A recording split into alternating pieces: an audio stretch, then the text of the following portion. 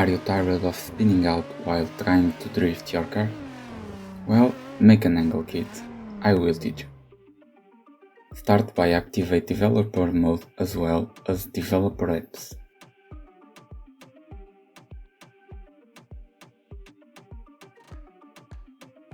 Go to Cars in Content tab and, if necessary, unpack data from the car that you want to modify, and delete data.acd. Open CM Showroom, align the car by data, and enable suspension. Then open suspension.ini. So let's start by relocating the steering rack. To do this, change the third value of car steer.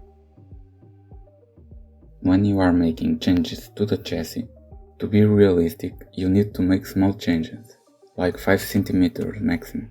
The distance here is in meters, so pay attention. If you want, you can make your car wider by making your lower control arms bigger. Changing the first value on tire bottom and stroke tire, but I want to make a street style angle kit, so I won't change anything here. Next step is modified steering knuckles. Bring the tie rod mounting close to the wheel to add angle. Be careful, because if you add too much angle, the suspension will break. Change the third value in tire steer. A good drift car should have between 5 and 7 degrees of caster. I like to put 6, so I will change the third value of struck tire and tire bottom until it's close to what I want. Another thing to verify is if your tie rod, the blue line, is aligned with your lower control arm, the yellow line. In my case, they are aligned, so I don't need to change anything. But if you need to, change the second value of tire steer. This will help to reduce bump steer. Now let's adjust the default tow out of the car. I like to run -0.1 in front. Let's see the changes that we made. Choose a track with a flat pit area like the original drift track from Assetto and activate suspension extension. The T value will indicate the amount of angle that you have on a wheel. When you turn right, like I do, your right wheel should have more angle than your left wheel. In a drift car, it should be between 7 and 10%, but as you can see, my inside wheel is turning less, and this is totally wrong, and can never happen, so let's change that. We need to move tie rod mounting away from the center of the car to our inside wheel gain more angle. To do that, change the first value from tire steer.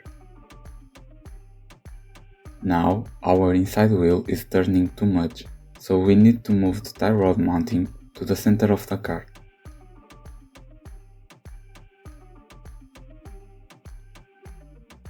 From now on is trial and error until you are satisfied with your ackerman.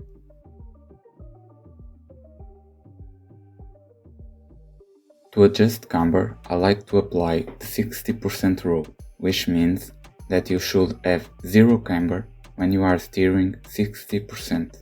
But this rule is to a drift car that can steer 65 degrees, so I can have a bit more, because I will drive closer to full lock. So 70% is like 45 degrees, and when I steer that, I have 4.9 degrees of positive camber. So I need to have more 4.9 degrees of negative camber. By that, I need to change the static camber in suspension.ini and allow them in setup.ini.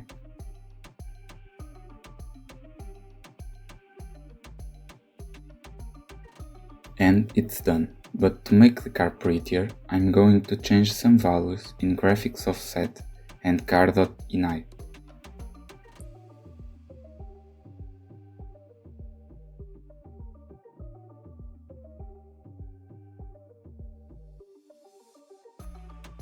And that's about it. Now you have a proper way of adding angle to any car that you like.